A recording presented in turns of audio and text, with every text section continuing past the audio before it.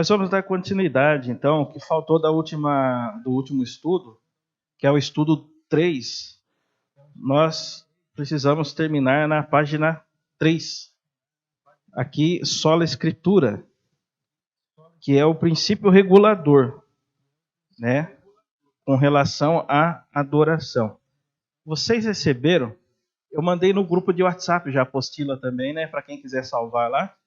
E ter toda a apostila, todo o curso, né, todo o livro praticamente, pode ir salvando. Falta eu mandar a lição 1 e 2, que não coloquei no grupo, mas eu vou mandar lá, para que vocês tenham também. Porém, nós vamos imprimir todos os domingos, vai ter a apostila. Tá bom? Então, nós vamos dar continuidade agora sobre a nossa lição sobre adoração, o nosso estudo, a nossa visão, né, da Gileade. E hoje, para terminar o estudo 3, o princípio regulador, que ele chama de sola escritura, que significa somente as escrituras. Né? Somente as escrituras. Vamos formar uma igreja? Vamos. Quais são os princípios? Somente as escrituras. Vamos formar um ministério? Vamos. Qual o princípio regulador? Somente as escrituras. Vamos formar um conselho, uma mesa diaconal? Somente as escrituras. Vamos chamar um pastor? Somente as escrituras. Tudo, para tudo. E para a nossa vida deveria ser assim também. Balizada totalmente pelas escrituras. Né? Então, vamos lá, vamos começar aqui. Alguns anos depois da série sobre adoração, que ele conta, né, no estudo no livro, que ele começou na igreja dele, que começou a transformação na igreja dele, do John MacArthur, apenas 1 ano ou 2 após a publicação da primeira edição desse livro, fiz uma pregação sobre o Salmo 19. Foi como se visse, pela primeira vez, o poder daquilo que o salmista estava dizendo sobre a total suficiência das Escrituras. Quem aqui conhece o Salmo 19, ou pelo menos já leu alguma vez, ou um versículo já passou por ali? Salmo 19. Isso. Hoje nós vamos aqui aprender o tamanho da importância que esse salmo tem, a carga de revelação que esse salmo tem para nos dizer sobre a palavra de Deus, a nos ensinar sobre a palavra de Deus. O Salmo 19 está aqui também escrito na apostila, dos versos 7 a 10. Ele diz assim: a lei do Senhor é perfeita e restaura a alma. O testemunho do Senhor é fiel e dá sabedoria aos simples. Os preceitos do Senhor são retos e alegram o coração. O mandamento do Senhor é puro e ilumina os olhos. O temor do Senhor é limpo e permanece para sempre. Os juízos do Senhor são verdadeiros e inteiramente justos. São mais desejáveis do que o ouro, sim, do que muito ouro puro, mais doces do que o mel que goteja dos favos. E ele segue e diz assim: o ponto principal desta passagem, muito simples, é que as Escrituras são plenamente suficientes para atender todas as necessidades da alma humana. Para aqui. Vocês já ouviram nós falarmos aqui que nós cremos na suficiência da palavra pregada. Já ouviram isso? Pode até ter esquecido, mas já ouviram nós falar sobre isso aqui. O ponto que o MacArthur toca aqui, que está no Salmo 19, é exatamente isso. A pergunta seria: o que a igreja precisa hoje no século 21 para ser uma igreja verdadeiramente saudável e cristã? Ela precisa unicamente das Escrituras. Basta. As Escrituras são suficientes para tudo que a igreja precisa. Tudo que é verdadeiro. Agora a gente vai entrar num ponto. o que é verdadeiramente necessário para a igreja, os verdadeiros caminhos da igreja, a conversão por meio da pregação da palavra. Tudo isso, a palavra é suficiente. Hoje, nós vivemos em tempos em que as igrejas são muito complexas. E a maioria dos pastores hoje, que não tem muita coragem, eles acabam cedendo às pressões de se tornar um performancer, uma pessoa que faz eventos, uma pessoa que põe sobre ele mesmo a expectativa da igreja crescer, uma pessoa que faz a igreja acontecer, e de fato isso enche a igreja, né? Por meio de outras formas culturais, sociais.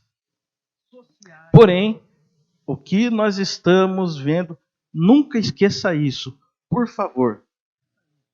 Tudo o que eu e você precisamos, tudo o que a igreja precisa, está nas Escrituras. Está aberto para quem quiser falar, tá? Por isso que eu sou totalmente contra a ideia de algumas igrejas de visitar outras igrejas para trazer de outras igrejas formas e costumes para imprimir nas suas igrejas. O que eles fazem lá, nós podemos fazer aqui. Não! Prova disso está em Apocalipse. Carta às 7 igrejas da Ásia. Para cada igreja, o Espírito Santo falava uma coisa. Para cada igreja, o Espírito Santo dizia: vocês têm que fazer isso, isso e aquilo. Em nenhum momento diz: vocês têm que copiar a igreja de Éfeso. Vocês têm que copiar a igreja de Filadélfia, que era uma das igrejas que não teve nenhum apontamento negativo. De forma alguma. A palavra é suficiente. Só que para isso, já estou alertando vocês, precisa ter coragem. Não pode ter medo de pessoas. Não pode ter medo de instituição. Não pode ter medo de perder cargo. Porque isso acontece nas igrejas. Se você não dançar conforme a chuva, você perde o cargo. Você é descartado aos poucos. Não tenham medo. Tudo bem? Coragem. Porque precisa de coragem. Para defender isso aqui precisa de coragem. Não tenham medo. Somente as Escrituras. O que sair disso é maligno, humano e diabólico, segundo Tiago diz. Então, eu até frisei aqui, quem está com a apostila, o ponto principal está frisado, não está sublinhado, né? O ponto principal desta passagem, do Salmo 19, versos 10 a 7, é muito simples. As Escrituras são plenamente suficientes para atender todas as necessidades humanas. Pastor, o que os jovens precisam para a nossa igreja? Precisam das Escrituras. O que os casais precisam em nossa igreja? Precisam das Escrituras. O que os jovens precisam? Precisam das Escrituras. O que a terceira idade precisa? Precisa das Escrituras. Onde tem ensino e pregação das Escrituras, tem salvação, tem restauração, tem cura, tem perdão, porque a palavra é plenamente suficiente. Agora, ela tem que ser pregada. Se não for pregada, nós não veremos a suficiência da palavra em nossa igreja, também em nossas vidas. Por isso, queridos e amados irmãos, antes que o Senhor volte, né, Dani? Muito propício. Coragem. Não tenham medo. Vamos lá. O texto sugere que toda verdade espiritual essencial está contida na palavra. Tudo bem? Pense nisto. A verdade das Escrituras, vamos lá, olha só a mensagem do Salmo 19. A verdade das Escrituras pode, 1, restaurar. a alma danificada pelo pecado. 2. Conceder sabedoria espiritual. 3. Encorajar o coração abatido e prover esclarecimento espiritual. Marque esses 3 pontos aí. Pega esse papel, tira uma foto ou rasga essa parte da apostila, não tem problema, e guarda na tua carteira. Vocês percebem aqui o poder da palavra? E por que isso não acontece? Podemos fazer a pergunta. Por que isso não está acontecendo? Porque a palavra não está sendo pregada ou porque a palavra não está sendo obedecida. Um dos dois. O problema é com a palavra? Não. Porque a palavra é suficiente. Ela é viva, eficaz, verdadeira. O problema somos nós, que estamos errando de alguma forma ou outra. Nós, não estou falando da Gileade, estou falando de uma forma, todos os crentes, todos os cristãos. Por isso, meus irmãos, o que sai disso daqui, do que a Escritura pode fazer, é emocionalismo, bairrismo, que existe muito bairrismo em igrejas também, é comum, né? Como que fala? Rodas de amizades. E quando nada disso tem como centro a Jesus Cristo, tudo isso é em vão, não serve para nada, absolutamente nada. Tudo em nossas vidas deveria ter como centro a pessoa de Jesus Cristo, o nosso Senhor. Aí sim nós vamos ver o que a palavra ela pode fazer. O que ela tem poder de fazer, de transformar uma vida que você olha naquilo e diz, não é possível que uma pessoa dessa venha se arrepender, a se converter, né? Mas muitos testemunhos de pessoas que vieram a ser transformados pela pregação da palavra. Lembro de uma época, vocês mais antigos do que eu, tá? Os mais antigos, vou pegar um pouco aqui da década de quem nasceu em 83 para baixo, retrocedendo, que é a maioria aqui, né? A maioria aqui. Nós vimos muito aquela dinâmica da panfletagem. Não é isso? Lembra disso? Que as igrejas faziam panfletagem na rua, faziam panfletagem em portaria de empresas, né? E era a ideia de entregar um folheto ali, né? Hoje, a maioria das igrejas não fazem isso e tem isso como algo ultrapassado para a necessidade do século XXI. Não vou entrar no mérito disso. Mas pense comigo, talvez você seja testemunha disso. Quantas pessoas não foram alcançadas por ler somente uma parte de um folheto desse? Não precisou de pastor pregar. Ela não precisou de uma igreja legal. Ela tão somente leu a palavra, um trecho da palavra, e a vida dela foi transformada. É o poder da palavra. Nós não temos ministérios dentro de presídios, mas tem igrejas que têm, e a Assembleia é uma delas, que tem um trabalho muito forte nessa área. E você percebe, vê, que há de fato convertidos dentro dos presídios. Tem os picareta? Tem, porque tem tanto lá no presídio, quanto dentro da igreja, quanto fora da igreja. Mas tem ali pessoas de fato transformadas, que mataram pessoas, que viveram uma vida de crime, né? Enraizado no crime, e foram convertidos pela pregação da palavra. Conheci um pastor que foi no acampamento que foi a minha conversão, na cidade de Salto. Um acampamento memorável, porque além de foi o momento da minha conversão, com 14 anos, eu já nasci na igreja, mas eu me converti só depois, ali perto dos 15 anos de idade. Foi um acampamento de federação da Igreja Presbiteriana do Brasil. E o acampamento de federação era o seguinte, toda a federação da região se reunia, acho que foi no carnaval, alguma coisa assim, e nós ficávamos em escolas. Não tinha chácara, piscina, nada contra, mas também nada a favor, né? Não há necessidade. Nós ficávamos numa escola. dormíamos nas classes lá com um colchão, colchonete. Mas aquilo foi tão poderoso. Você já parou para pensar, presbiteriano caindo no chão? E não tinha ninguém assoprando, não. Tava louvando lá, daqui a pouco. O que aconteceu? Não sei, caí. Milagre! Presença de Deus chacoalhando as estruturas das pessoas. E lá, um pastor deu o testemunho dele, casado já, com filhos. Ele era conhecido, eu acho que em Minas, não lembro agora direito, porque já faz muito tempo, 94, 95. Foi isso que aconteceu. E ele era um travesti. Ele era conhecido na cidade dele. Um travesti conhecido na cidade.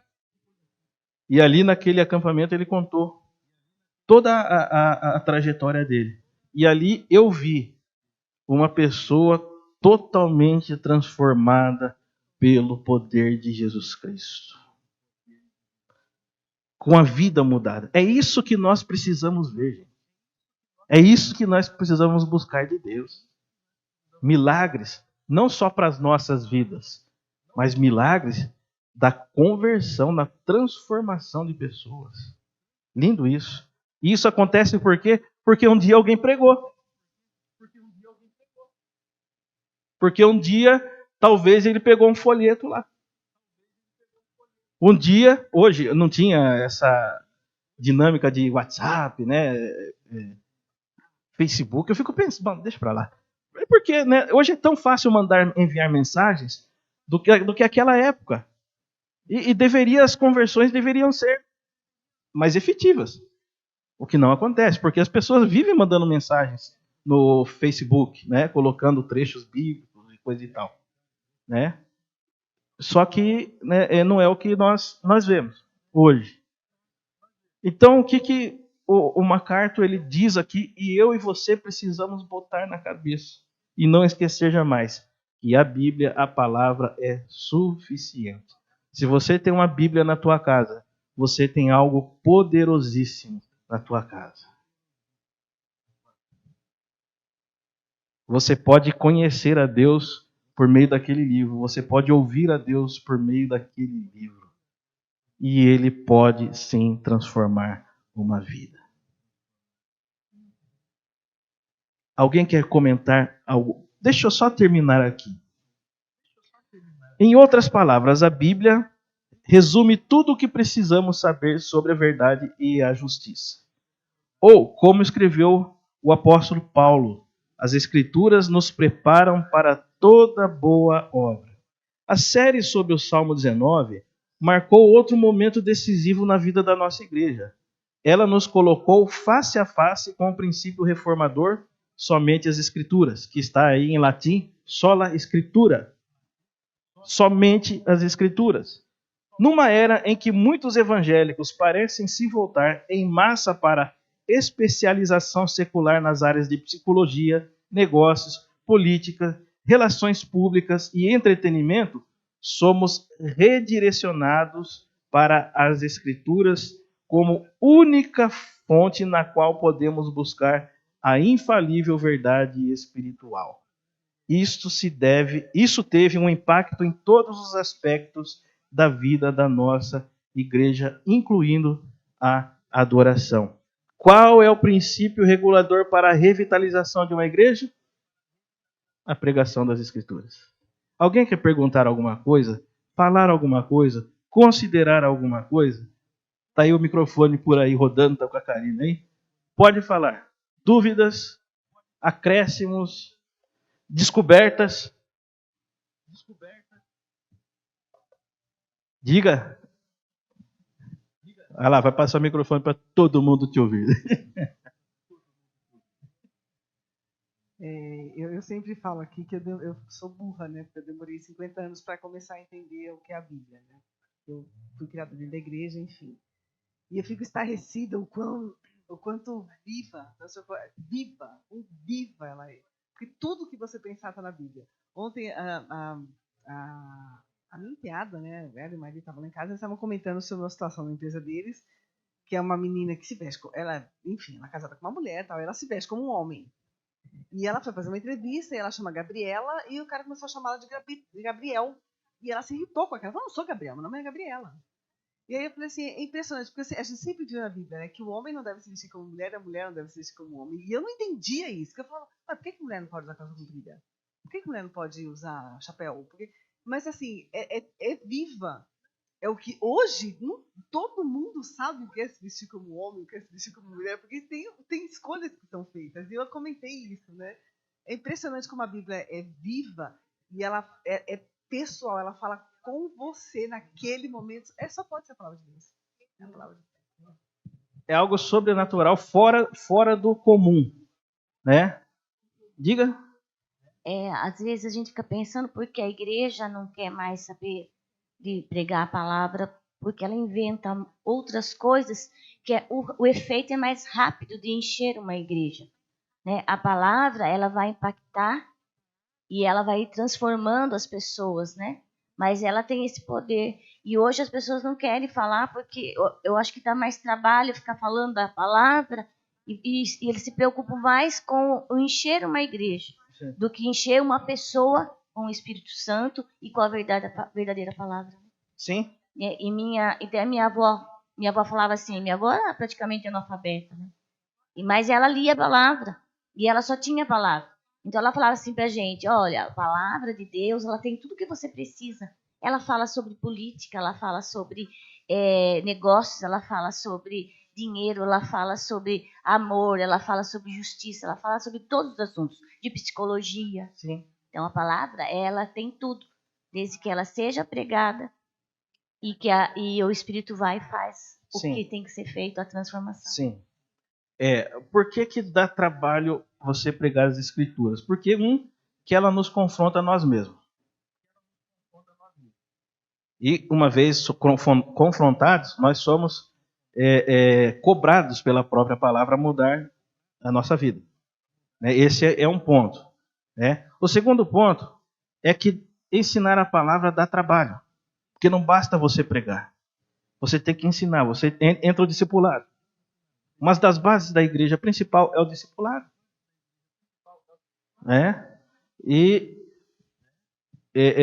O discipulado, o que é o discipulado? É uma caminhada junto, é uma instrução. Ela se dá hoje na nossa igreja de algumas formas. Temos o discipulado particular, quem quer fazer com o pastor, entra em contato com o pastor, eu quero fazer discipulado, a gente faz. Tem a escola dominical, que também é um discipulado, né? Temos o estudo de quarta-feira, que é também um discipulado. E temos agora também os pequenos grupos, que também são meios onde nós nos instruímos pela palavra. Então a palavra está no centro de tudo. E o que acontece? Jesus, ele tanto ensinava quanto fazia milagres. As pessoas só falam de milagres dele. Mas ele estava constantemente na sinagoga ensinando. Ninguém fala isso. Constantemente ensinando. Dentro das sinagogas. Citando a palavra.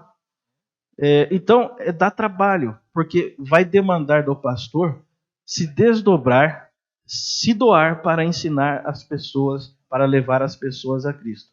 É a principal tarefa do pastor, do líder religioso. Levar as pessoas a Cristo.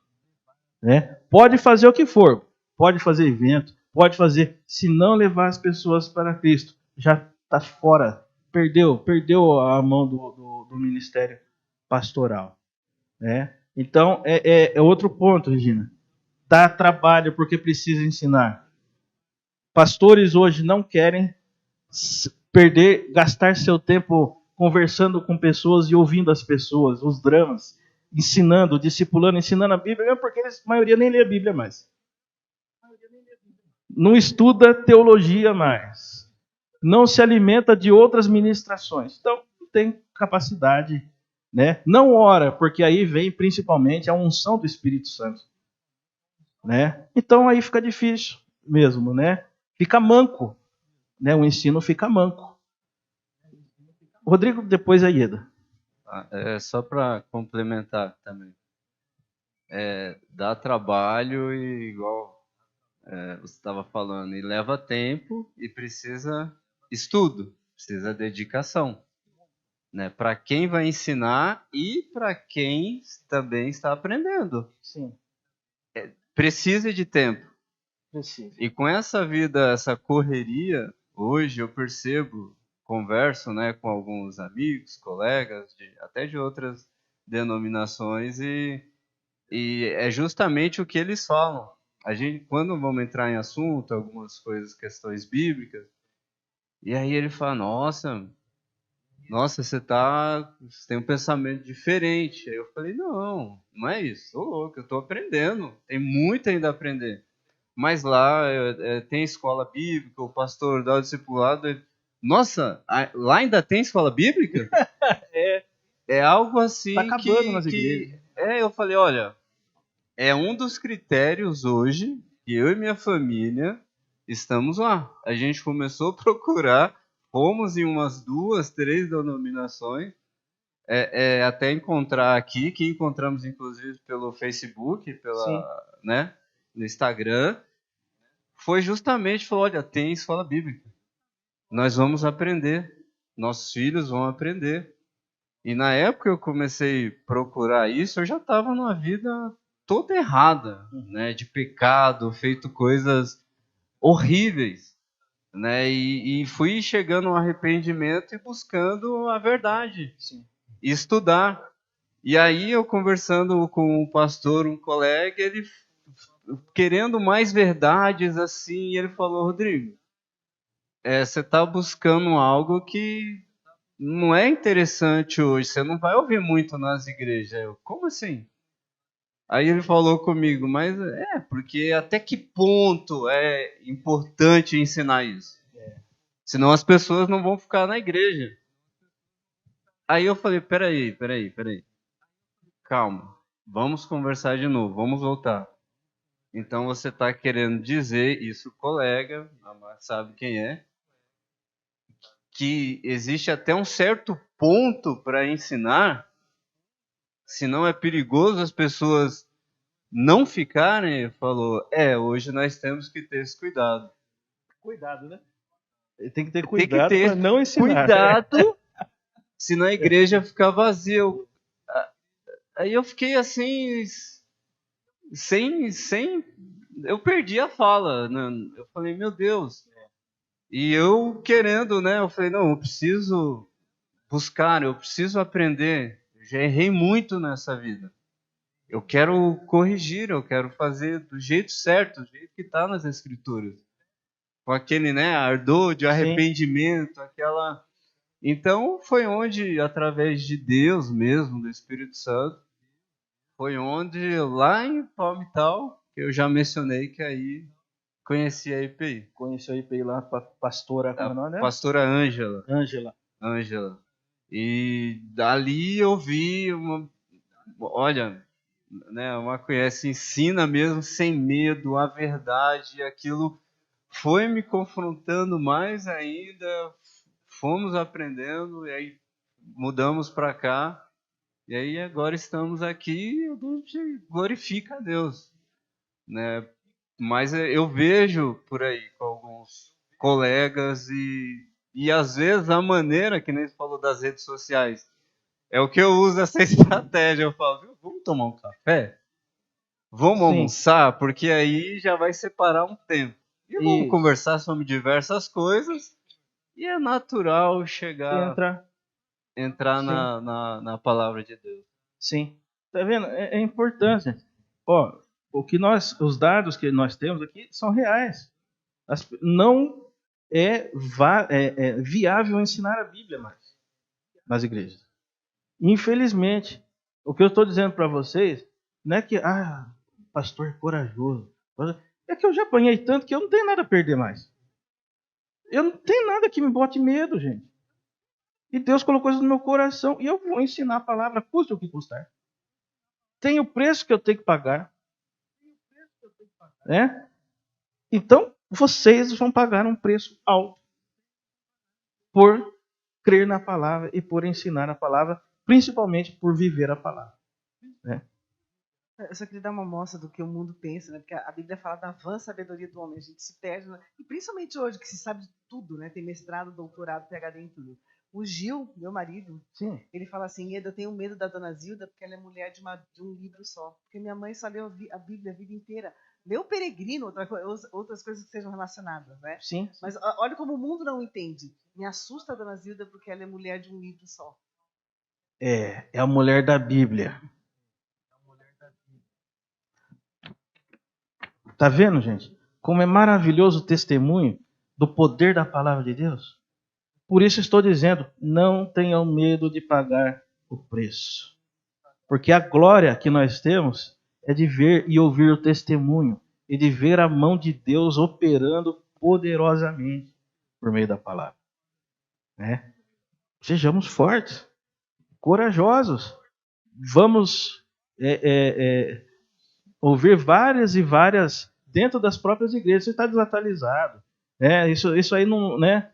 Você vai, a igreja sua vai acabar, né? As pessoas não vão querer frequentar a sua igreja. Mas olha, irmãos, igreja não é um shopping para as pessoas frequentarem. A igreja é a congregação dos santos. É onde os santos se ajuntam, justificados se juntam para adorar a Deus e para viver em comunidade. E também aqueles que entram pelas portas da igreja para ouvir a palavra. A igreja não é um lugar que você muda para atrair as pessoas. A igreja vive para a glória de Deus. Tudo é para a glória de Deus. E a palavra vai atraindo as pessoas. E Deus vai chamando as pessoas de várias culturas, histórias de vida, das mais marginalizadas até as pessoas de outras classes. O que nós vamos ver são pessoas com as suas vidas transformadas por meio da palavra do Senhor. Isso é maravilhoso. Dá até um livro isso daí, A Mulher de um Livro Só. Que bênção, né? Que testemunho maravilhoso, né? Pode falar, Marcelo. Não, eu vou falar mais um testemunho mesmo do quanto a palavra vem mudando, né? E transformando aí a nossa vida. Muitas coisas, né, que a gente fazia, eu fazia, e através da palavra, quando começou lá em Palmital, eu vim tendo um conhecimento maior e fomos deixando coisas para trás, né? E não é que tem algumas coisas que a gente entendeu que não é pecado, outras coisas Deus não se alegra, e a gente cada dia mais, através do conhecimento, do estudo, de buscar, né? E o Senhor nos ensinar, a gente vai nos afastando, né? Essa semana eu estava lendo ali a Bíblia antes de começar a trabalhar, e depois que eu li, eu comecei a falar, gente, antes, durante a semana, a gente trabalha tanto, né? Aquela coisa maçante, pesada, às vezes muitos problemas. Eu já pensava assim, nossa, domingo vou fazer um churrasco para dar uma aliviada. Hoje já não. Hoje a gente já pensa, fala, nossa, domingo de manhã já tem escola bíblica, já falo para as crianças no sábado à noite, vamos dormir mais cedo, que amanhã tem escola bíblia, prioridade. E à noite já virou prioridade na nossa vida, né?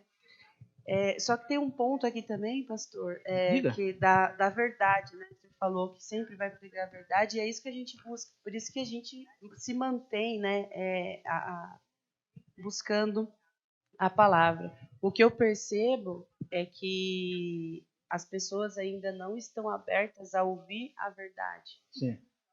Porque ela dói, ela confronta, e a gente às vezes não quer sair do nosso conforto. Tá confortável assim. Uhum. Mudar dói. Sair do comodismo dói. Só que é a melhor forma de se achegar a Deus, de conhecer as Escrituras e de ter aí a salvação. Sim. Olha, o Mateus 11, 28, Jesus ele diz algo assim enigmático, que as pessoas têm dificuldade de compreender. Ele diz assim, vinde a mim todos vós que estáis cansados e sobrecarregados, eu vos aliviarei. Beleza? Até aí interessante.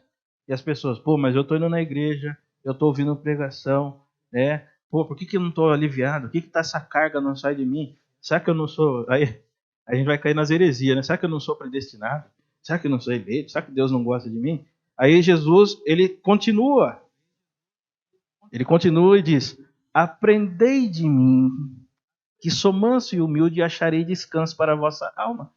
Ele diz, aprendei de mim nas Escrituras.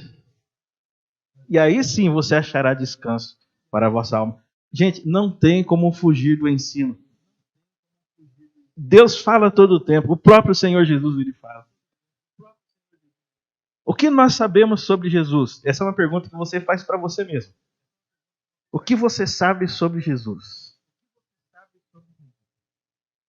Pensa aí. Pensa aí. O que você sabe sobre Jesus? Você.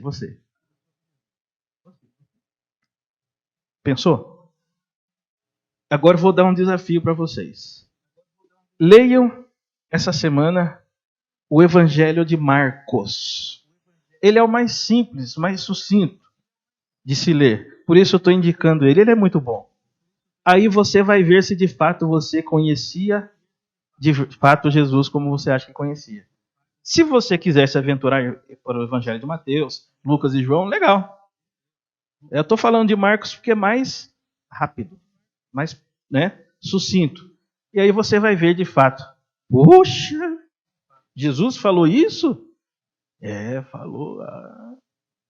E aí evita a gente de sair espalhando bobagem, né? Irmãos, não cai. A Bíblia diz que não cai uma folha de uma árvore se Deus não quiser. Isso não está na Bíblia.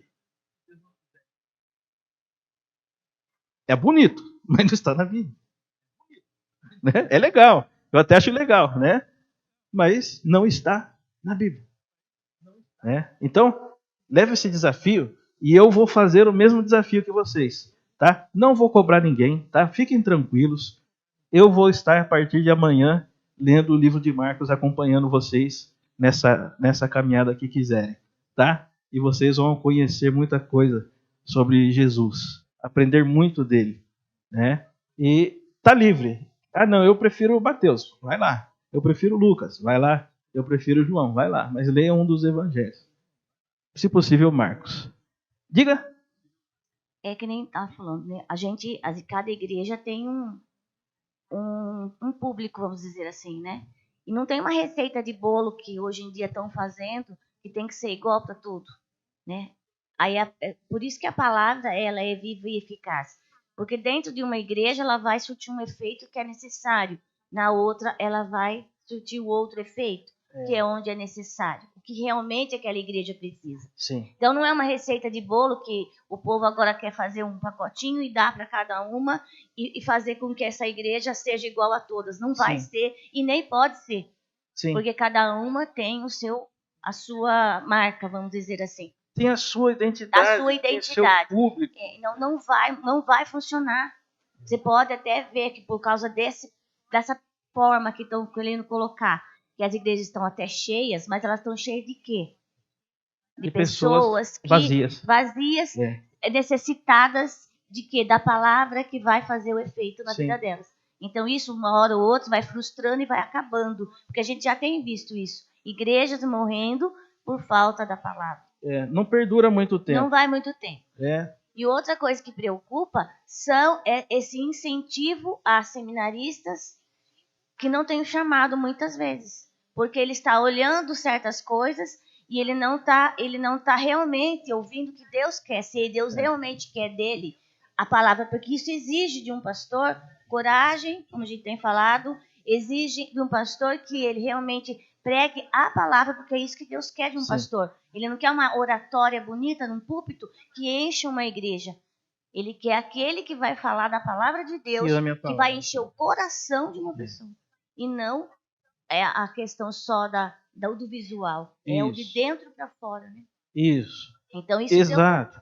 E hoje, a maioria dos cursos voltados às igrejas são nas áreas do NPL, né, da neuropsicologia, do coach, né, E o que nós estamos vendo, gente? Está aqui, vocês estão vendo, não sou eu que estou dizendo de mim. Vocês estão aqui comigo hoje vendo. Está tudo na palavra. Tudo que nós precisamos está na palavra. Você falou de algo interessante. Ivo, pega a Bíblia para mim, fazendo um favor. Eu estou pedindo porque o cabo do microfone não chega aí. E você também está perto aí, né? Olha que interessante. Você disse, comentou aqui, já passo para você, Dani, que Jesus ele conhece cada uma das igrejas. E para cada igreja, para cada realidade, ele tem um caminho. Ele tem uma forma. Isso que você disse está aqui em Apocalipse. Olha só. No capítulo 1 de Apocalipse, olha só o que diz. Do capítulo 1, dos versos 9 a 20. A visão de João de Jesus Cristo glorificado. Olha só.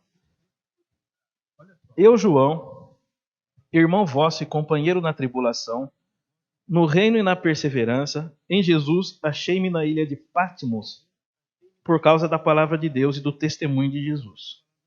Achei-me em espírito no dia do Senhor, e ouvi por detrás de mim grande voz, como de trombeta, dizendo: o que vês, escreve em livro, e manda às 7 igrejas: Éfeso, Esmirna, Pérgamo, Tiatira, Sardes, Filadélfia e Laodiceia. Voltei-me para ver quem falava comigo, e voltando, vi 7 candeeiros de ouro. E no meio dos candeeiros, um semelhante a filho de homem, com vestes talares e cingido à altura do peito com uma cinta de ouro. Sua cabeça e cabelos eram brancos como a alva lã, como neve, os olhos como chamas de fogo, os pés semelhante ao bronze polido, como que refinado numa fornalha, a voz como voz de muitas águas. Tinha na mão direita 7 estrelas, e da sua boca saía uma espada afiada, de 2 gumes. Seu rosto brilhava como o sol na sua força. Quando vi, caí a seus pés, como morto. Porém, ele pôs sobre minha mão e direita, dizendo: não temas, eu sou o primeiro e o único, e aquele que vive. Estive morto, mas eis que estou vivo pelos séculos dos séculos. E tenho as chaves da morte e do inferno. Escreve, pois, as coisas que vistes, e as que são, e as que hão de acontecer depois destas. Olha o 20 agora. Quanto ao mistério das 7 estrelas que viste na minha mão direita e aos 7 candeeiros de ouro, as 7 estrelas são os anjos das 7 igrejas, e os 7 candeeiros são as 7 igrejas. Jesus Cristo totalmente relacionado com a igreja. Ele está andando entre os candeeiros, não é isso? Os candeeiros, e os candeeiros são as igrejas. Isso significa que o Senhor Jesus, ele está nas igrejas, ele conhece as igrejas, ele sonda as igrejas, ele anda pelos corredores da igreja. E isso, nessa dinâmica, que é pelo Espírito, ele dirige a igreja como ele entende que tem que dirigir, corrigindo, confortando, fortalecendo. Você entendeu?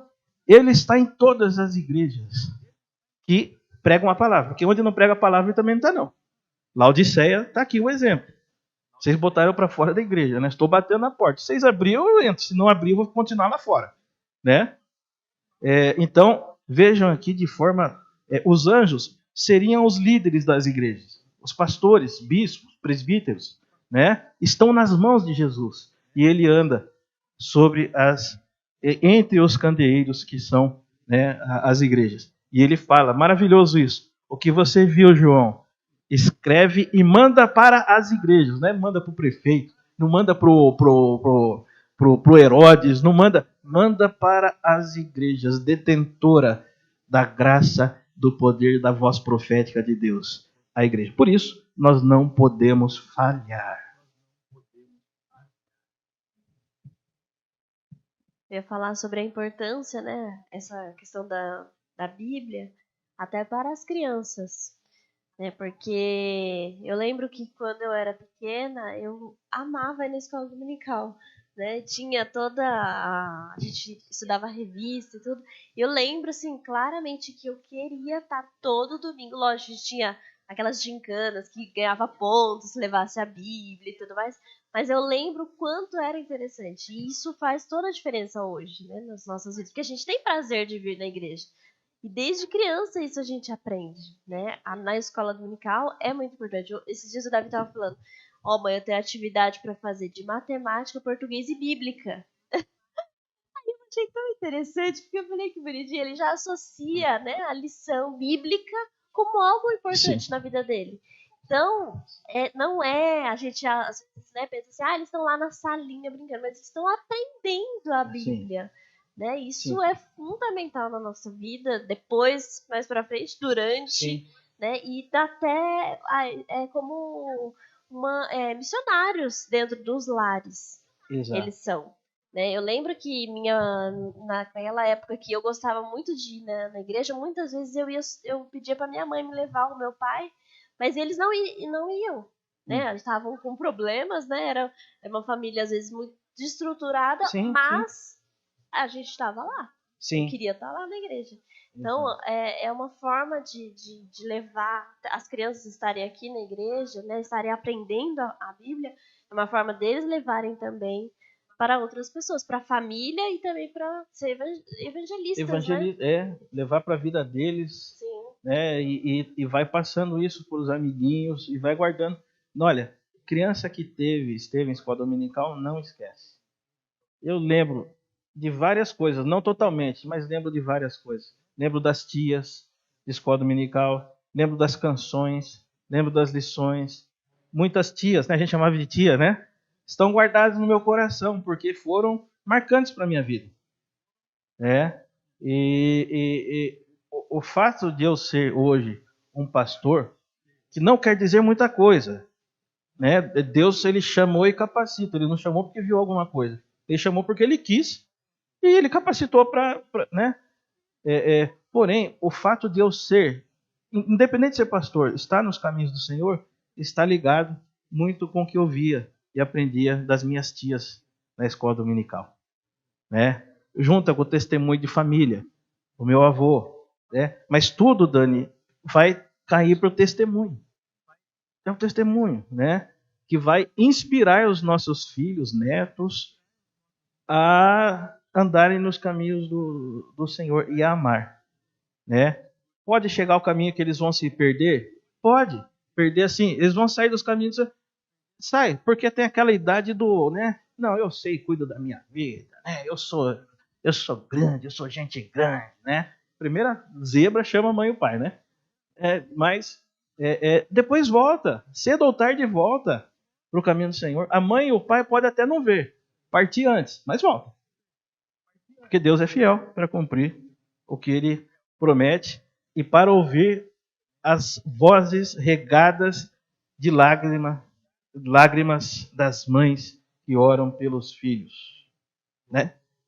Lucília, daí eu passo para você. Diga, Lucília. Então, pastor, esse negócio assim de que nem meu pai era um homem de livro, que nem a mãe dela, né, da Ieda, né? Ele era um homem de Bíblia, né? E eu não esqueço uma cena que ele estava evangelizando o homem na hora da morte. E isso ficou na minha mente até hoje, né? Que ele estava com câncer e tinha um homem do lado dele que reclamava e xingava muito, né? E ele evangelizando o homem, né? Então, muitas coisas que ficou na minha mente que ele falava. Aí eu era criança, né? Mas isso ficou muitos anos. Aí a minha vida foi. Eu fui me batizar com 50 anos. 50 anos. Quer dizer, tudo que ele falava de Bíblia, que ele era um homem de muita fé, então ficou na memória, né? Então eu acho que tudo que as crianças ouvem, elas pegam, mas uma hora elas não esquecem. Não. Elas ficam na mente delas. Fica. Pode demorar muitos, que nem demorei eu, mas um dia vai. Né? Tá vendo? Fica. Né? Uma hora vem, porque a palavra ela é viva e eficaz, né? Ieda?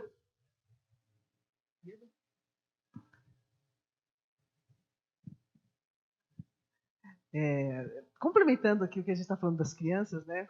Eu não tive filhos, porque só aos 50 anos eu entendi o que Jesus quis dizer com crescer e Deus quis dizer, né? Crescer e multiplicar. Isso que é só olhar para os muçulmanos que a gente entende como essa religião está crescendo tanto Sim, por causa de pessoas. Mas a gente vive num mundo em que as coisas mudaram demais. Eu estou lendo um livro que fala de um cara bilhardário e tal, que ele, inteligentíssimo, era judeu e não tinha paciência com gente lerda, porque, enfim, e 3 filhos que eram pior que o outro, 3 tranqueiras. E 3 meses ele descobre que ele tem 3 meses de vida que ele vai morrer de um câncer de pulmão. E aí ele descobre, poxa, tudo que eu fiz não adianta nada. Hoje a gente vive num mundo que, assim, não adianta, é uma equação difícil. O que todo mundo quer é uma carreira, é ganhar dinheiro, é comprar o celular, é pagar a escola pro filho. A gente pensa só em coisas. E eu penso, se eu tivesse sido mãe, eu teria sido assim. Sim. Mas aí quando a gente entende, de novo, a Bíblia diz, crescer e multiplicar, ensina para o teu filho o caminho que ele deve andar, disciplina o teu filho para livrar do inferno. E o Senhor falou, né, acho que umas 3 semanas atrás, o que é a Bíblia? É passar de um para outro, né? Adão e Eva que passou para outro, que foi passando. A palavra de Deus é isso, é a fé. E Deus, ele faz a obra dele, mas ele precisa da gente. Então, não tem coisa mais importante do que criar boas pessoas para o mundo. Exato. Não tem física quântica que seja tão difícil quanto criar bons seres. O mundo tá a droga que tá por causa das pessoas. Sim. Porque a gente pensa mais na carreira do que nos... Exatamente. Eu não tive filho. Sim, é um erro, é uma linha tênue, mas é um erro ao mesmo tempo grosseiro, né? De querer tanto bem para os filhos e esquecer do bem maior, que é estar no caminho de Jesus Cristo. Esse é o bem maior que um filho pode ter, que nós possamos dar para os nossos filhos. Pode dar uma desviada? Pode, mas lá uma hora o Espírito Santo está lá com a palavra lá, ele vai chamar. Ele vai chamar uma hora, né? Ele é assim. Para complementar, Ieda, o que você disse, olha só, Deuteronômio capítulo 6, a gente conversa bastante, né, Mateus? Nos nossos discipulados sobre o Deuteronômio capítulo 6, né, com a Kelly. E olha só, no capítulo 6, depois vocês podem ler tudo na casa de vocês. Se quiserem abrir a Bíblia, pode abrir, tá? Tem somente 25 versículos, mas em especial do 5 ao 9. Cai exatamente nisso que nós estamos falando, Ieda. Olha o verso 5. Deuteronômio 6, verso 5. Amarás, pois, o Senhor, o teu Deus, de todo o teu coração, de toda a tua alma e de toda a tua força.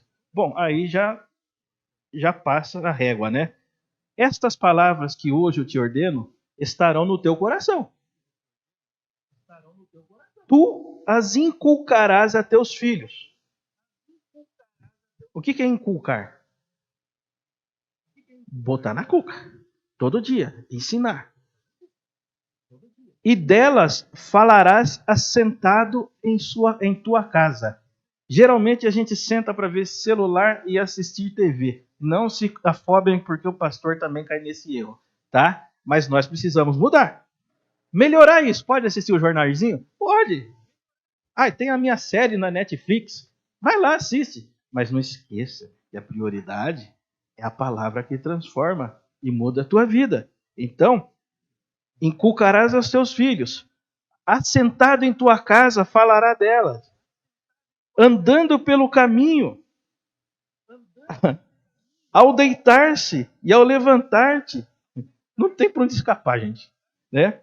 Também as atarás como sinal na tua mão, e te serão frontal os olhos, e as escreverás nos umbrais de tua casa e nas tuas portas. Precisa explicar isso? Não precisa. Olha o que Deus está dizendo.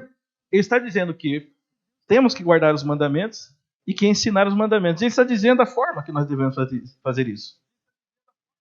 Vamos lá.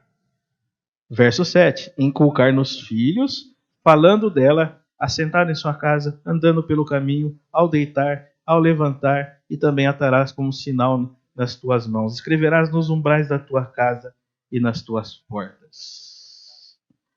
Pode assistir Netflix, não tem problema, mas você deve saber mais da palavra do que da série da Netflix. ou da sequência dos filmes que você assiste lá.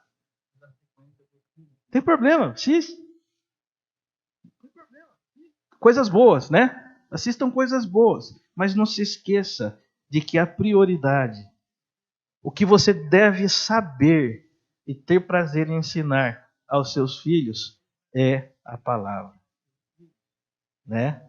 Escrever nos umbrais das suas portas seria hoje, hoje dizendo assim, poderíamos pensar em você, ao invés de pintar a parede, você escreveu um versículo à tinta. O filho entra num quarto, né? Tá lá, o Senhor é meu pastor e nada me faltará. Ele entra no outro quarto, está escrito, né? O Salmo 121, né? Olho para os montes, de onde virá o socorro? Meu socorro vem do Senhor que fez os céus e a terra. E por aí vai. É lógico que não precisa você, né, escrever, mas inculcar, ensinar a todo tempo. Voltamos aonde outra vez? No ensino. Tá vendo como são as coisas? Né? Guardem o Deuteronômio capítulo 6. E outra, nunca é tarde. Nunca é tarde para entendermos, voltarmos e corrigirmos a nossa rota. Nunca é tarde. Né? Alguém quer falar alguma coisa? Podemos? Deixa eu ver a hora que a gente está conversando aqui. A hora está passando ali, ó. Mas tem tempo ainda. Vamos então entrar no estudo 4. Esses vocês receberam, tá? Todos receberam aí? Se for possível, vão conforme recebendo, né, Regina, o estudo, faça uma apostilinha, tá? Faça uma apostilinha, vai guardando. Isso aqui serve para a vida toda nossa. É um livro que a gente tem que ler, reler outra hora. É necessário, né, nós estarmos nos alimentando de um estudo tão aprofundado desse, com um tema tão sublime que é a adoração. Vamos lá, no estudo 4, no capítulo 2 ainda, ele vai falar a suficiência das Escrituras como princípio regulador da adoração. Vamos lá. Como a suficiência das Escrituras se aplicam à adoração? Os reformadores responderam essa pergunta aplicando o princípio da sola Escritura. Que significa? Somente as Escrituras. Vocês vão terminar esse curso falando latim. Pelo menos sola Escritura. Né? Num dogma que eles chamaram de o princípio regulador. João Calvino foi um dos primeiros a articulá-los de forma sucinta. Vamos lá ver o que Calvino escreveu. Não podemos adotar em nossa adoração nenhum artifício que pareça caber a nós mesmos, mas devemos olhar para as injunções daquele que tem o direito exclusivo de determinar. Portanto, se quisermos que ele aprove a nossa adoração, essa regra que ele em todos os lugares impõe como máximo rigor deve ser cuidadosamente observada. Deus desaprova todos os modos de adoração que não sejam expressamente sancionados por sua palavra. Aí, onde que nós podemos errar aqui?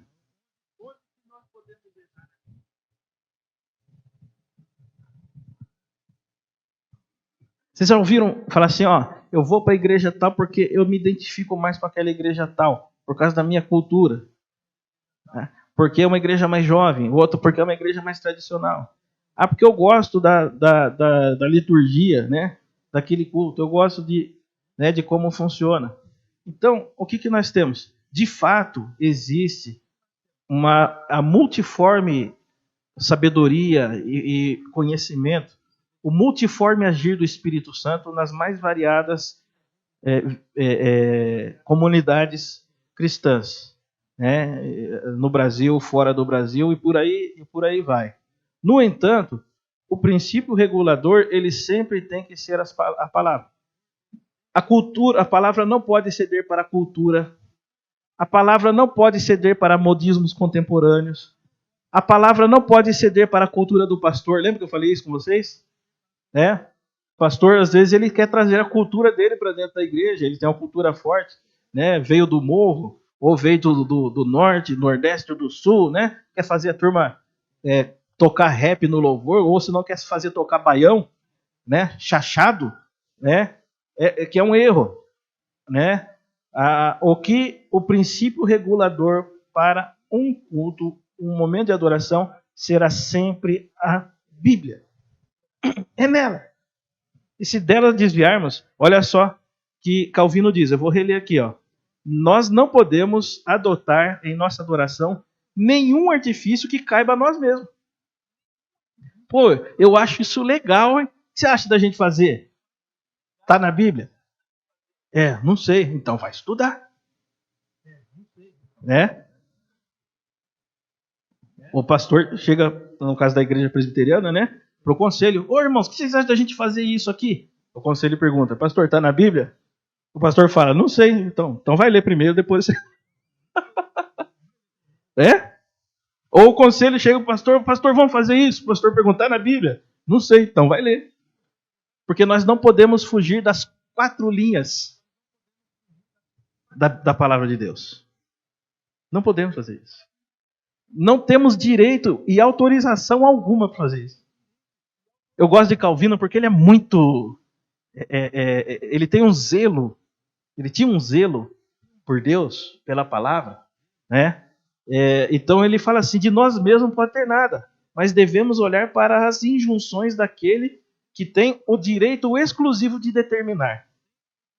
Portanto, se quisermos que a nossa adoração seja aprovada, essa regra que está na palavra, que ele impõe com o máximo rigor, Deus exige com o máximo rigor.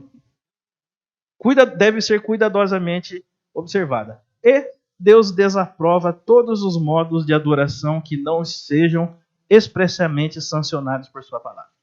Claro, né? Isso está mais claro do que nunca. Primeiro devemos observar o que Deus deseja, como tem que ser feito, qual é a forma que deve ser feito, que está na palavra. E aí isso derruba também culturas, modismos, né? Nós quando temos uma direção, nós não perdemos o foco.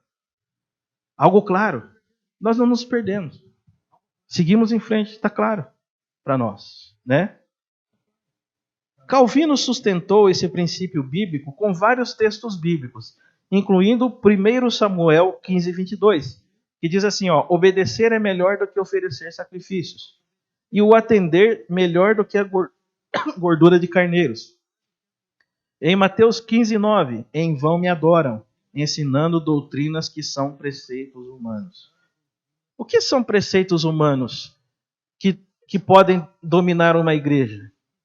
Como os preceitos humanos podem entrar numa igreja e acabar desvirtuando ela do caminho da palavra de Deus? Vamos conversar um pouquinho sobre isso, que daí a gente tem um tempinho para conversar sobre isso que é importante.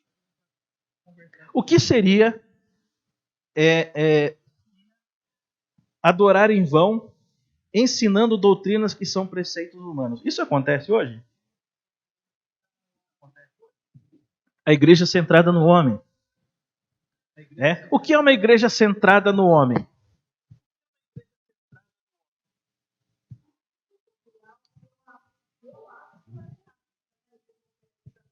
Isso. Vou procurar uma igreja que fale e ensine aquilo que eu quero ouvir. Isso aí já está profetizado por Paulo na carta a Timóteo. Muitos procurarão mestre segundo o seu desejo. Isso já acontece. O que mais? A Ieda já ajudou com um bom pontapé aí.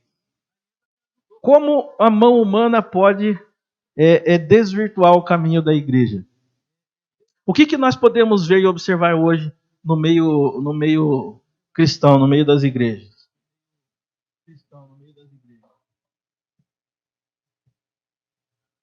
Vou fazer uma pergunta aqui para vocês pensarem comigo. São só as igrejas contemporâneas de hoje que se desvirtuam da palavra ou as igrejas tradicionais também se desvirtuam da palavra? Desvirtuam também. Todas as duas. Por quê? Quando os preceitos humanos sobrepõem a palavra de Deus. Agora vamos conversar, eu quero ouvir a voz de vocês. Como uma igreja contemporânea pode sobrepor os ensinos da palavra de Deus e os caminhos de Deus? Quais os caminhos tortuosos que nós podemos entrar aí? A Ieda já ajudou, procurando uma igreja que não fale sobre o pecado que eu cometo, porque daí fica tudo mais tranquilo para mim, né? Grande Isaac. Eu acho que qualquer igreja que não procura, né? Até o que a gente leu até na outra apostila lá, né? Que não procura ali, primeiro, combater o pecado e te preparar espiritualmente para as batalhas que você tem no seu dia a dia, ela está errada. Mesmo usando a Bíblia, né? Se ela usa a Bíblia para discutir dinheiro, mas não olha para o espiritual, ela está errada. Se ela... Então, esse é um grande problema das igrejas, né? Elas usam a própria Bíblia, né? Mas desvirtuando o tema principal dela, que é a salvação. Isso. O tema principal da Bíblia, nós temos 2 agora teólogos do ano aqui na igreja. Um é o Zé Marques, que falou, né, memorável, que ele disse aqui que Deus olha para nós pela ótica de Jesus Cristo, né? Isso é maravilhoso, né? Um livro de teologia sistemática, eu vou pôr o nome do Zé Marques, né? E o Isaac agora também nos deu assim com poucas palavras, uma aula de teologia, né? Bíblica e sistemática. O ponto principal da Bíblia é a salvação. Pronto. Né? E quando nós nos desvirtuamos disso, sendo uma igreja contemporânea ou uma igreja tradicional, nós estamos fora. Nós nos perdemos. Está errado. As pessoas, e quando um se perde, é o trem está puxando. Se ele pegar o trilho errado, vai toda a composição errada, né? E não dá nem para dar ré, eu acho. Nunca dirigi trem na minha vida, né? Então, vocês percebem, né, o quanto isso é perigoso e importante para nós. Deus, a igreja primitiva, que eu quero aprofundar esse assunto com vocês. Antes eu vou me aprofundar mais, e depois eu quero me aprofundar com vocês. Aí, talvez no decorrer desse ano, um pouquinho do ano que vem. Sobre a igreja primitiva.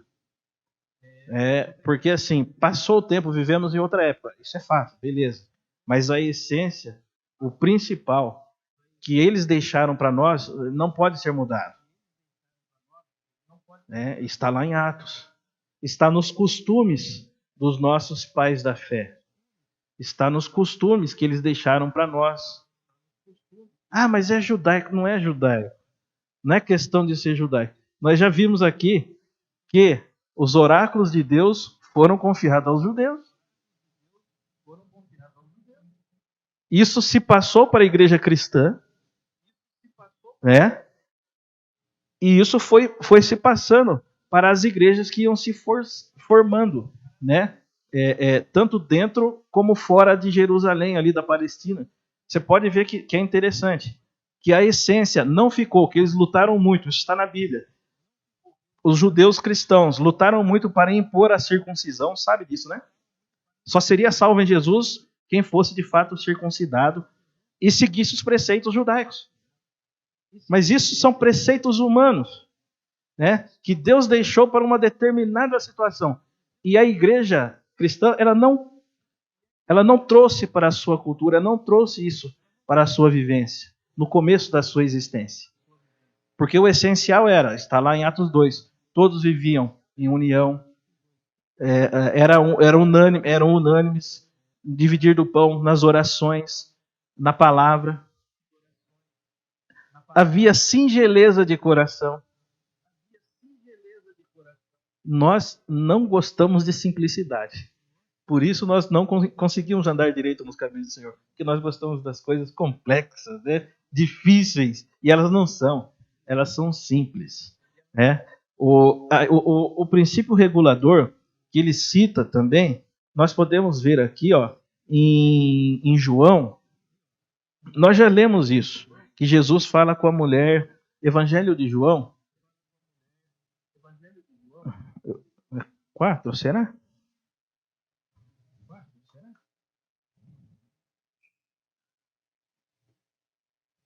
Evangelho de João 4, Jesus, o Senhor conversando com a mulher samaritana.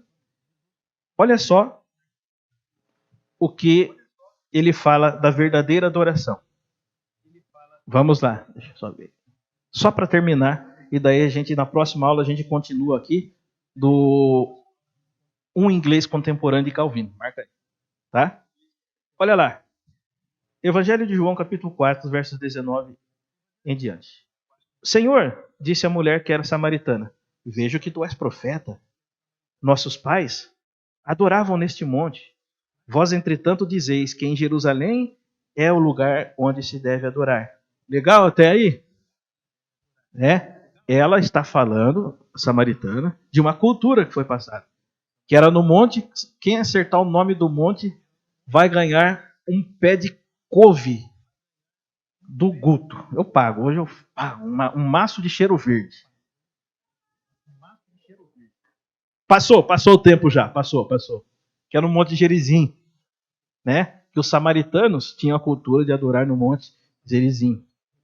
E aí Jesus disse, aí ela disse para Jesus, olha, vocês falam que é em Jerusalém, mas nós aprendemos que era em Gerizim. Né? Não parece as discussões que nós temos hoje entre denominações e doutrinas de igreja? Né? É batizar por imersão? Não, é por aspersão. Isso, é aquilo, né? E fica brigando. Aí é só ir para a Bíblia.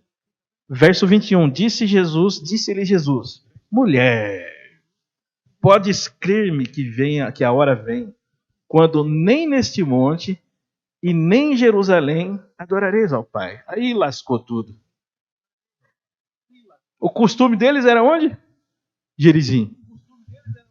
E para eles tinha outro caminho, onde que era? Jerusalém. Aí Jesus fala assim, não, mulher, não é nem Gerizim e nem Jerusalém. Aí fala, mas peraí, e agora? Aí ele diz assim, vós adorais o que não conheceis. Nós adoramos o que conhecemos. Aí vem aquele problema lá, Ivo. Jesus diz assim, porque a salvação vem dos judeus. Diga aí, Paulinho.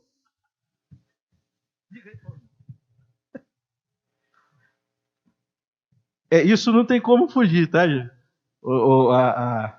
A contribuição, a primazia judaica não tem como. O próprio Jesus disse, a salvação vem dos judeus, né?